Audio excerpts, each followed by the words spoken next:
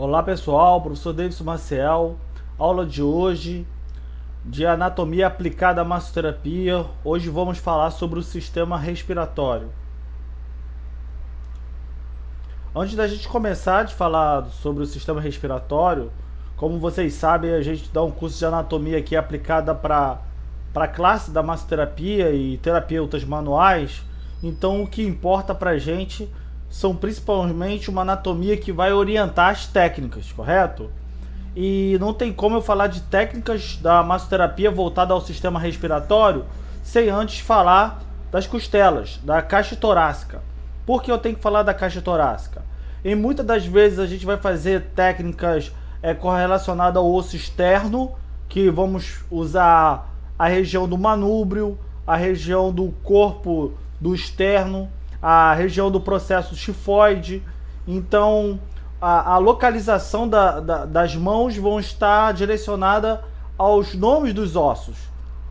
Então a gente vai fazer aqui uma breve revisão de caixa torácica, onde temos 12 pares de costelas, né? Sabemos que temos 24 costelas, mas porém 12 pares, onde 7 costelas são verdadeiras.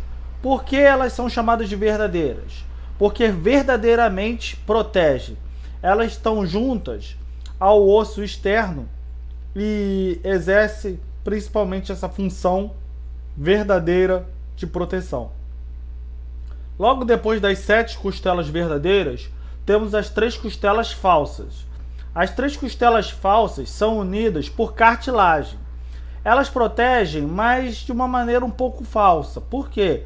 Elas auxiliam muito mais a respiração do que promovem proteção, ok? E por isso tem esse nome de falsas. E pelo final aqui, logo no final, temos 2 costelas flutuantes. Elas não servem de nada? Não, servem sim, mas servem para a origem e inserção muscular, ok?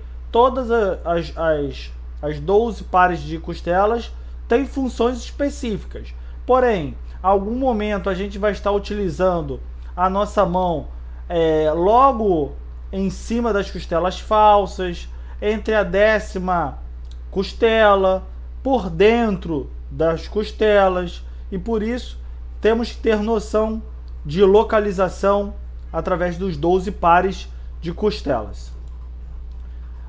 Vale ressaltar uma informação importante, que as costelas, na sua face ventral, ou melhor, na sua região anterior, trabalhando numa visão de plano frontal e em plano transverso, ela faz uma união da sua parte anterior no osso externo e faz uma união também na parte posterior, nas facetas articulares vertebrais, nas vértebras. Então ela faz como um arco interno e externo que une tanto ao osso externo na sua parte anterior quanto as vértebras na parte posterior. Essa informação ela é muito importante para a gente entender algumas práticas que a gente vai fazer na coluna vertebral, principalmente quando a gente vai tratar escoliose, quando a gente percebe uma gibosidade, uma curva convexa, onde a coluna ela fica mais alta de um lado que do outro. Isso significa gibosidade. Isso ocorre porque quando a vértebra ela faz uma inclinação, ela rotaciona. Quando ela rotaciona, ela vai elevando um lado das costelas e abaixando o outro. Por isso que normalmente na escoliose torácica a gente tem uma gibosidade, porque a escoliose ela faz um processo de rotação. E isso tem tudo a ver, esse trabalho de correção que a gente faz por terapia manual, a gente faz rotacionando as costelas. Toda a nossa terapia manual é na região das costelas, mediante a respiração. E quando a gente fala de respiração, existe uma cadeia muscular inspiratória e expiratória que nós vamos fazer também manipulações, principalmente de liberação miofascial nessa musculatura. Os músculos da inspiração são o esternocleidomastoide, o escaleno, os músculos intercostais externos e principalmente o diafragma.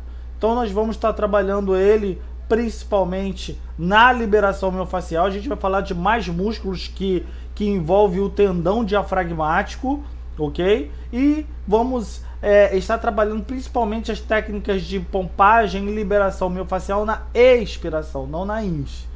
E isso envolve todos os músculos abdominais, reto abdominal, oblíquo interno, externo e transverso, e também os intercostais. A maioria das nossas técnicas de terapias manuais vão ser feitas na expiração. Mas isso a gente vai ver lá na técnica, ok? Principalmente de liberação miofascial e pompagem. Quando existem autores como essa imagem sobre cadeia inspiratória, que é muito falado e muito famosa no universo das terapias manuais, que são as cadeias musculares de Suchard. Quem foi Suchard? Foi um francês criador de uma metodologia chamada reeducação postural global, que ela nada mais é que é o seguinte, que é uma espécie de liberação miofascial ajustada à postura e pompagem em cadeias musculares inspiratórias, ou seja, através de um problema respiratório acontece ali um desvio postural e somente através de técnicas de terapias manuais, mas na inspiração você faz o processo ali de correção, mas tem que fazer em cima dessas musculaturas, e ele achou as musculaturas e criou a técnica de reeducação postural global em cima das terapias manuais, utilizando muita liberação miofascial, muita pompagem, que se originou aí o método dele aí, que é tão famoso no mercado. O músculo que nós mais vamos trabalhar na cadeia muscular respiratória é o músculo conhecido como diafragma. E essa imagem ela é bem interessante, que mostra uma das funções do músculo do diafragma, que é fazer essa divisão entre o sistema respiratório, principalmente, e o digestório, ok? Ele faz esse intervalo ali, ó. Para cima é o sistema respiratório e para baixo é o sistema digestório. Temos aqui também o coração, podemos falar que para cima está o cardiorrespiratório, né? E para baixo aqui o digestório, endócrino, mas ele faz essa divisão aqui muito bem e a gente tem que estudar ele ao máximo, que vai ser dentro do sistema respiratório que a gente vai entender e vai trabalhar todo esse processo. O que nós devemos entender? Olha a extensão do músculo diafragma, e nós vamos trabalhar desde uma parte superior do abdômen até uma parte inferior do abdômen. Isso é muito importante para a gente fazer esse trabalho diafragmático que vai envolver essa respiração diafragmática. E o que acontece na inspiração e na expiração segundo o diafragma? Olha o que acontece quando o diafragma contrai.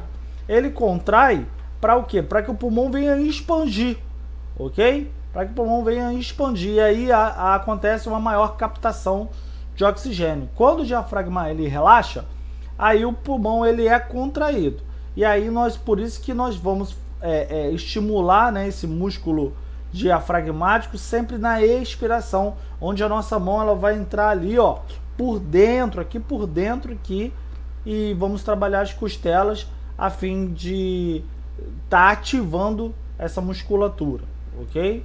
Aqui, ó, mostrando o que acontece da expansão diafragmática, e depois, né, ele contraindo, ó, ele vem para fora, depois ele vem para dentro, né? E isso vai ter um efeito total na coluna vertebral. Por isso que quando a gente trabalhar a respiração, vamos também fazer massagem na coluna vertebral, seguindo a respiração, né? E aí a gente vê a importância da respiração numa postura correta. E aí a gente percebe que nessa expressão do gato, onde ele faz uma hipercifose quando ele está assustado, quando ele está com raiva, quando ele vai reagir a uma ação que lhe impõe medo, ele faz ali uma hipercifose torácica, né? E isso faz nos entender por que nós devemos alongar a coluna quando uma pessoa tiver um problema respiratório, ok? Eu tô com uma cliente agora de escoliose, atendendo uma cliente de escoliose, pedi para fazer uma massagem corretiva, e ela tá chegando ali a 49,9 graus, mais ou menos. Quando passa de 49,9, é cirúrgico. Aí vai para a cirurgia, né? Para fazer a cirurgia com artrodese. É uma cirurgia que você abre ali a pele, a coluna todinha, coloca os parafusos na coluna e depois estica. Por que deve ser feita uma cirurgia tão agressiva como essa? A escoliose, quando ela passa de 49,9, ela começa a comprimir os pulmões. E a pessoa fica com insuficiência respiratória, com incapacidade de respirar, ou ela faz cirurgia, ou ela vai ter dificuldade de respirar, podendo até falecer. Um problema. E nessa outra figura, vimos aqui uma hipercifose, aqui vimos uma escoliose, agora a gente está vendo... E olha como é que ficam os órgãos e vísceras, totalmente desorganizados por causa de uma má postura. Então, às vezes, a pessoa vai ter um problema respiratório devido à postura errada que ela tem. Então, quanto mais a gente fazer uma massagem de correção postural, melhor vai ser a respiração dessa pessoa.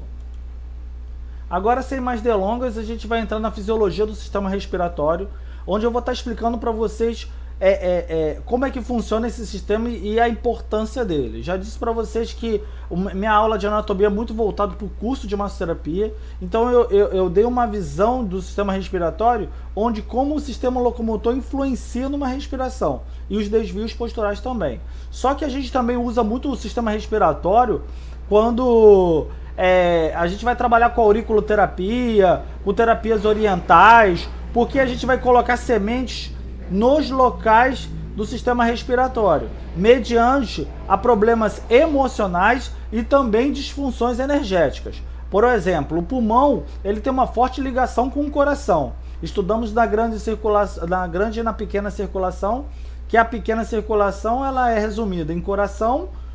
Quando o sangue chega pobre em oxigênio, ele sai do coração, vai para o pulmão, acontece ali a hematose, que é a troca gasosa, que é a troca de gás carbônico por oxigênio. Depois o sangue ele retorna ao coração. Coração, pulmão, coração. Quando ele retorna rico em oxigênio. Então percebemos que o coração ele tem forte religação com o sistema respiratório, com o pulmão, né? Por isso que alguns dizem de sistema cardiorrespiratório quando ensinam juntos. Eu gosto particularmente de quando ensinar o sistema circulatório, logo em seguida ensinar o respiratório por causa disso, por causa dessa ligação. Mas também na parte emocional eles também são bem ligados, porque o coração ele representa a emoção, mas o pulmão ele representa o controle das emoções, por isso que eles andam juntos. Então às vezes a pessoa ela quer chorar, ela faz uma respiração de choro, ela quer ficar feliz, ela faz uma outra respiração, ela quer ficar com raiva, ela faz respiração curta, ela quer se acalmar, ela faz uma respiração longa. Isso a gente vê muito em técnicas de teatro. Então o pulmão ele controla as emoções. Então às vezes pessoas com problema de alergia, pessoa com problema de insuficiência respiratória, você vai ter que colocar uma semente em alguns lugares específicos do sistema respiratório. E aí você deve conhecer toda a fisiologia do sistema respiratório para você, de repente, auxiliar o seu tratamento de massoterapia com a auriculoterapia. Mas para isso você tem que conhecer todo o sistema respiratório. Então vamos lá, sem mais delongas, vamos começar. O sistema respiratório ele começa pelo nariz, que é onde acontece a entrada do ar. Ah, professor, mas eu respiro pela boca. Então, você respira errado. Por quê? Para os pulmões receberem um ar, ele precisa estar preparado. Você tem que preparar o ar para depois receber. E somente entrando pelo nariz, ele vai estar preparado. Por quê? Por exemplo, nos narizes temos pelos. Os pelos filtram o ar que chega. Logo depois na cavidade nasal, né, onde tem aqui pequenos ductos, podemos dizer, aqui os seios paranasais, conchas paranasais, é um lugar que são microductos, que são microtubos que aquecem o ar. Então pelos pelos o ar são filtrado, ali pelos ductos ele é aquecido, e daqui a pouco, quando ele vai chegando em meio à faringe, que é um tubo de passagem de ar e de alimentos, laringe e traqueia, ele pelo muco vai sendo umedecido. Então uma das funções da pessoa respeitar ali os tubos respiratórios, as vias aéreas, é que o ar ele deve ser filtrado pelos pelos, aquecido pelos ductos e umedecido pelo muco. Isso só está presente nas vias aéreas respiratórias, não nas digestórias. Então vamos falar mais devagar, né, para ver se vocês conseguem entender esse processo. Então o ar ele chega aqui nos nariz, onde ele é filtrado pelos pelos. Nas cavidades nasais eles são aquecidos, eles vão passar pela faringe, que é um tubo, ok? De passagem tanto de ar quanto de alimento, e aí ele vai chegar à glote pelas laringes, ok? E quando ele chega na glote, pelas laringes, o que é a laringe? A laringe é um tubo de via aérea onde estão localizadas as pregas vocais, as cordas vocais. Então, pelas laringes, você consegue adquirir a fonação, a produção de som. E logo depois que passa pelas laringes, chega a traqueia. Na traqueia temos anéis cartilaginosos. Por que os anéis cartilaginosos estão presentes na traqueia? Porque é um lugar de via de entrada e saída de ar, pressão atmosférica. E essa pressão, se não fosse os anéis cartilaginosos, elas iriam fechar e abrir, se juntar. Mas os anéis eles não deixam, fazem com que essas pressões façam pequenas movimentações e a traqueia consiga entrar e sair substância sem se fechar, ok? É a mesma filosofia que ocorre quando tem ali aquele aspirador de pó. Vai ter uma traqueia ali cheia de rodinhas, cheia ali de anéis, que não vão deixar o ar do aspirador de pó grudar ali, ok? Logo depois da traqueia temos os brônquios, né, que os brônquios primários eles vão fazer essa divisão de ar, onde um ar vai para um pulmão, depois vai para outro pulmão.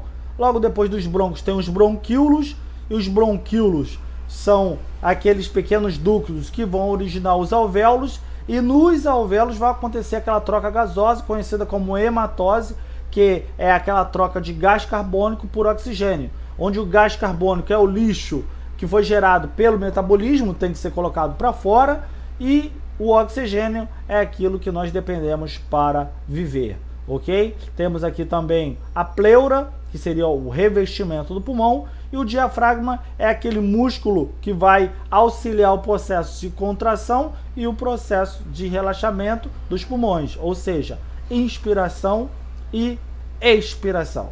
Essa foi a aula de sistema respiratório.